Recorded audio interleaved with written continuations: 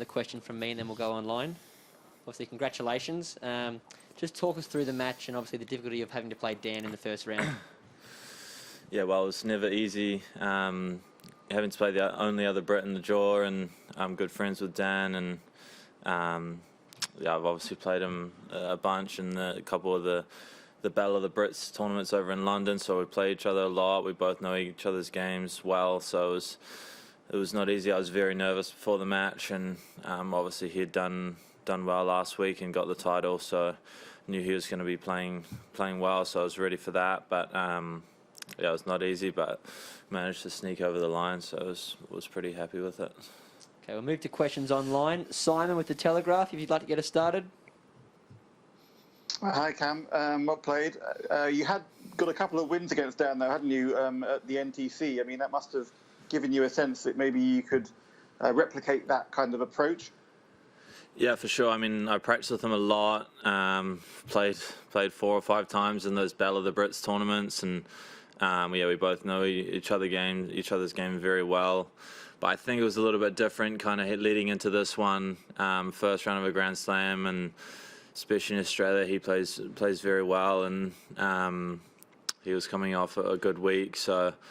Yeah, I was very nervous, and managed to serve well and take it to him. I think he was a little bit fatigued from coming off from last week, which was unfortunate. I was ready for a 5-set battle, and I thought it was going to be from both of us. I think the level was going to be better. But it wasn't easy with the shadow coming across the court, and it was pretty lively out there, and was one of the hotter days we've had over here in Melbourne. So I think we both struggled a little bit on the returns, but yeah, managed to serve good, and kind of was pretty proactive in the rallies. Paul, next question, please. Cam, you mentioned your serve. What else pleased you about your game today? I think I was just very on it during the points when they started, and I was pinning him to his backhand predominantly, and used my forehand well when I needed to.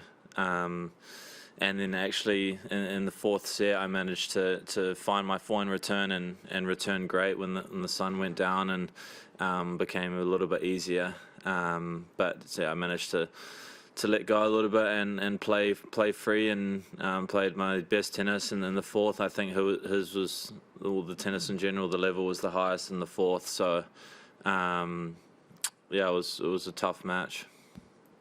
Rob, next question, please. Cam, when Dan is chuntering to himself and talking to himself, comparing himself to Gavin McCann, I mean, what do you think on the other side of the net? Do you think you've got him? Do you think I've just got to stay focused?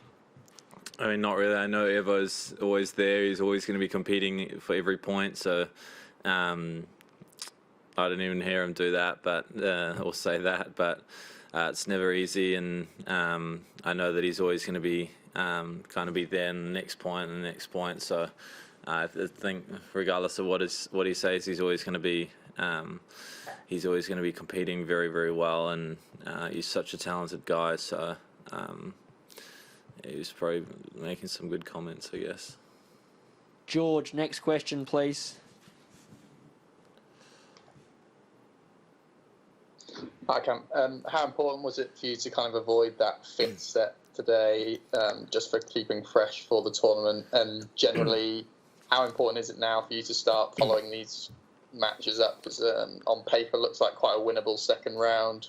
Maybe even Rapper, not that fresh in the 3rd. You don't want to look too far ahead, but is it important for you to start going deep and take your chances when the draw can open up like this? Yeah, I think for sure. I mean, when I was 5-3 down in the 4th there today, I managed to play my best tennis, and was being the one being aggressive and doing that. And yeah, I was just happy with the way I handle myself. And I hope the guy I play next is going to be a tough match, and he's playing well. I want some good level out there, and just keep pushing for more, and I'm not even sure who I play next, but it's going to be a tough one. But I'm feeling great and confident, and especially coming through a tricky match, playing the only other Brit in the draw, and I think I can relieve the nerves a little bit after that, but it's not going to be easy. But I want to battle with the next opponent, and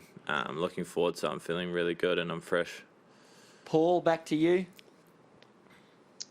Cam, I think it's Safiullin, a Russian you play next. I wonder, do you know anything about him, and would you have had someone watching his match today?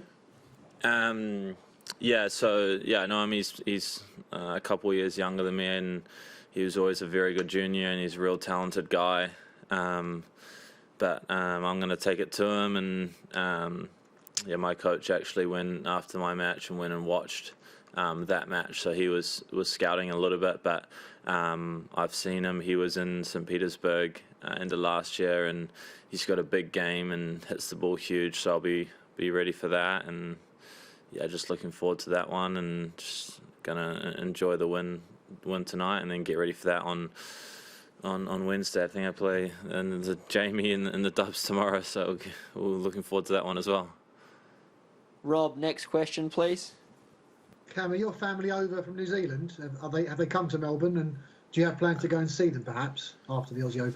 No, I'd love for them to be here, but unfortunately to go back to New Zealand, you have to do 2 weeks, so they're not, and I will not be seeing them, no.